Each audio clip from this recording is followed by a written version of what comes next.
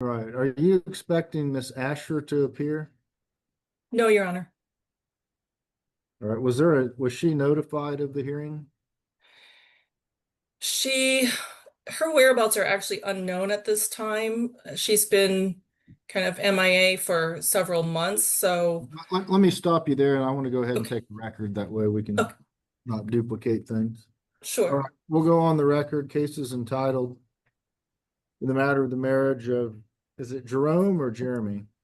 Jerome, Right. In the matter of the marriage of Jerome Landsworth, petitioner, and Tanya Asher, respondent, would counsel announce appearance, please? Jane Schmaltz appearing on behalf of petitioner Jerome Lansrath, who is present via Zoom. All right, we're scheduled for a final hearing on the divorce petition. Ms. Smaltz, prior to going on the record, we were discussing Ms. Asher's appearance or lack thereof. Could you, for the record, identify what efforts were made to notify her of this hearing? Sure. Well, she was personally served with the documentation related to the petition, temporary orders, those types of documents. She has basically removed herself from the home due to the PFA that was granted. My client has not known her whereabouts. She has not been in contact with the children. So the best we've been able to do is send to the last known address, which is the marital residence where my client currently resides with the children. All right, and she's not exercising any or attempting to exercise any parenting time? No, Your Honor. All right, There's been no contact, I believe, for at least 2 months, if not more. okay. And the final PFA order that was granted back on November the 3rd. Correct. All right, I do note there is an affidavit of personal service of summons, petition, temporary order, child support worksheet, other documents. That was done November 3rd. Correct. There's been no answer filed. And obviously, Miss Asher does not appear. Is your client ready to proceed to final hearing? Yes, he is, Your Honor. All right. Are you intending to examine him? However you wish to proceed, I could ask him questions or I could just proceed by a vowel based on the pleadings themselves, whatever your I, preference is. I like to have the little testimony. Okay. All right, Mr. okay, Landreth, could you please raise your right hand?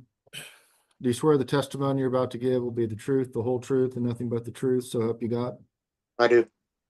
All right, go ahead, Ms. Schmaltz. Thank you, Your Honor. Please state your name for the record. Jerome Lansrath, And who is your wife? What is her name? Tanya Asher. And did you file the petition for divorce on September 29th, 2025? Yes, And was Miss Asher personally served on November 3rd, 2025? yes, Okay. And to your knowledge, she has not appeared or answered, correct?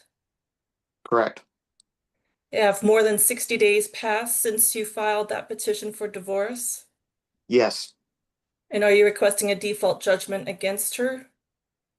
I am. Okay. Are you requesting the court adopt your proposed journal entry decree of divorce, permanent parenting plan, and proposed child support worksheet? Yes, And have you been a resident of Kansas for more than 60 days prior to the filing of your petition? yes. Okay. And what was the date of your marriage? March 3rd, 2015.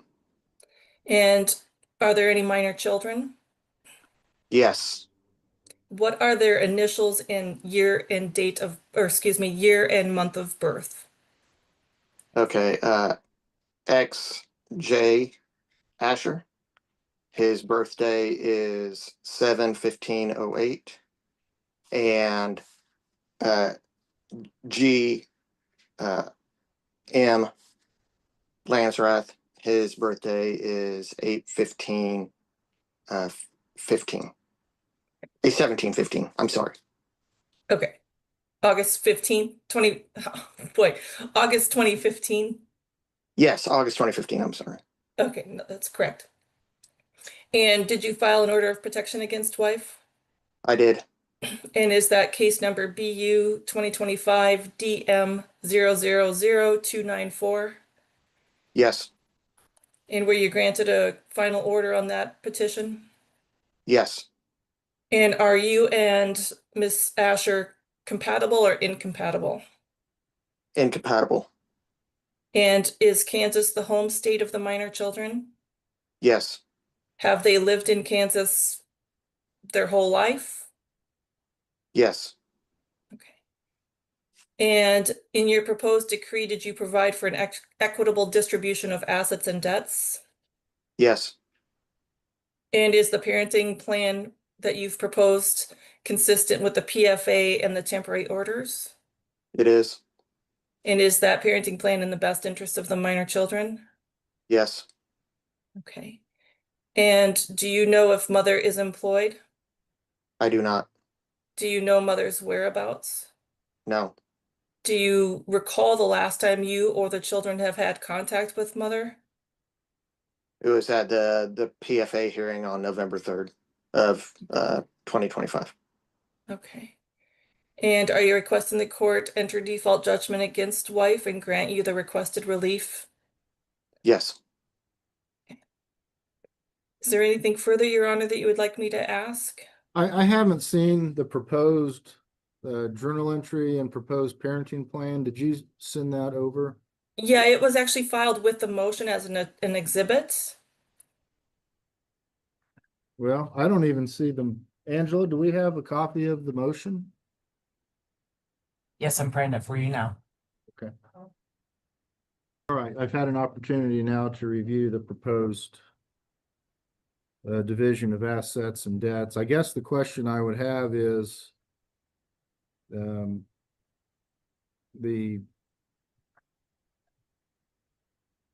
property that's being awarded to Miss Asher, how that's going to be without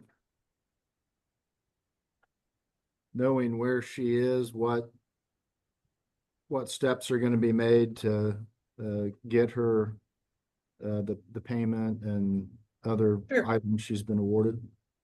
Yeah, we can chat about that. The parties have had the services of an investment account.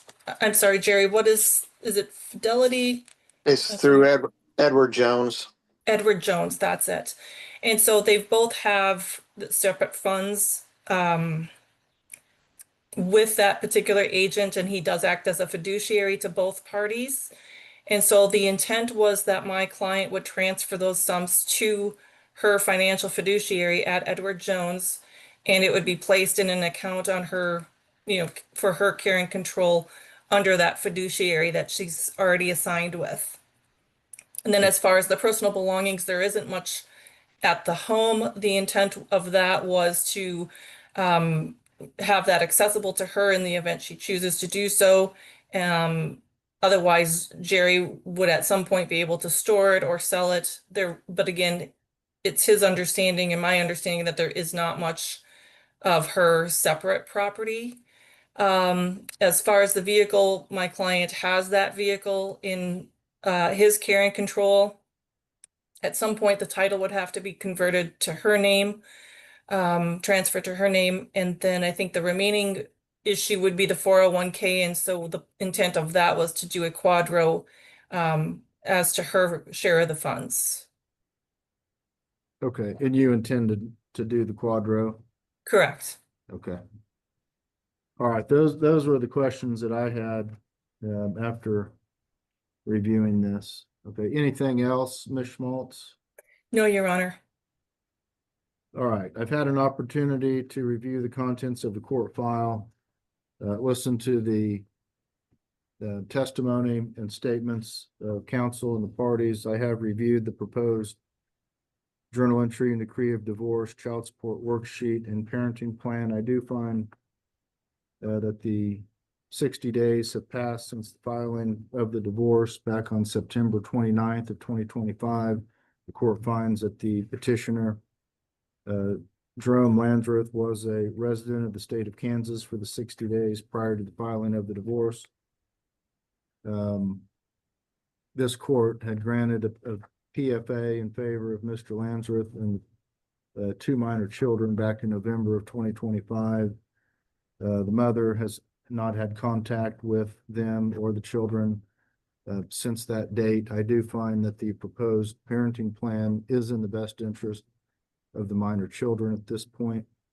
The division of assets and debts, the court does find that to be fair, just, and equitable to both parties. I will adopt the child support worksheet that's been proposed. Basically, it's a zero amount that she's required to pay. Neither party is seeking spousal maintenance, so none will be awarded. The court will grant the divorce on the grounds of incompatibility. Mr. Landreth, neither you or Miss Asher may contract for marriage for a period of 30 days following the filing of the divorce. The divorce will become final once I've signed the final decree and it gets filed with the clerk's office downstairs. Ms. Schmaltz, is there anything else you feel needs to be placed on the record this morning? No, Your Honor. Thank you. All right, Mr. Landreth, if Miss Asher reaches out to you, if you could perhaps get her copies of the final decree and final paperwork so she'll know what's happened here. The court does grant the divorce by default as no answer has been filed and the parties have been unable to locate Miss Asher to get her here today. Yeah, I'll do that. All right, if there's nothing further, we'll be in recess. Have a good weekend. Thank you, Your Honor. Thank you. What we've just witnessed is a textbook example of how the legal system handles a divorce when one party simply disappears from the process. At first glance, it might seem like the case moved very quickly, but in reality, the judge followed a very precise legal checklist before granting this divorce. First, the court had to confirm that Tanya Asher was properly served with the divorce paperwork. That's critical. In the American legal system, courts cannot make decisions affecting someone's rights unless they've been given proper notice and the opportunity to respond. In this case, the attorney confirmed that she was personally served back in November of 2025, and the court record included an affidavit of service documenting that delivery. Second, the judge had to verify that the mandatory waiting period had passed. Kansas law requires at least 60 days between filing for divorce and finalizing it. Jerome filed the petition on September 29th, and by the time of this hearing, that requirement had clearly been satisfied. But perhaps the most important factor in this case involved the children. Family courts always prioritize what is called the best interests of the child, and the judge carefully examined that issue here. The record shows that a protection from abuse order had already been granted earlier, protecting both Jerome and the two children. The testimony also confirmed that the mother had not contacted the children since that hearing months earlier. Because of that situation, the parenting plan proposed by the father was reviewed and ultimately approved by the court. That plan aligns with the existing protective order and maintains stability for the children, something judges take extremely seriously in family law cases. Now, another interesting detail in this hearing involved the division of assets. Even though the mother did not appear in court, the judge still reviewed the proposed property distribution to ensure that it was fair and equitable. That's why you heard the judge ask questions about how the funds would be transferred and how assets would be handled if she remains unreachable. The attorney explained that the money would be transferred through an Edward Jones fiduciary account and that other assets would remain accessible to her if she eventually comes forward. That's an important point many people misunderstand about default judgments. Just because one party doesn't appear doesn't mean the court automatically gives everything to the other side. The judge still has an obligation to ensure the outcome is legally fair. When it came to child support, the court adopted the worksheet showing a $0 obligation from the mother. That likely reflects the fact that her employment status and location are unknown. Courts generally can't impose financial obligations when there's no reliable information about a parent's income.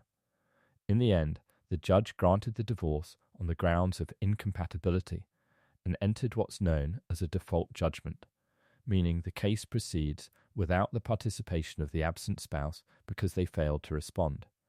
However, the judge also made something very clear. If Tanya Asher resurfaces, she should be given copies of the final decree so she understands what decisions were made and what the court has ordered.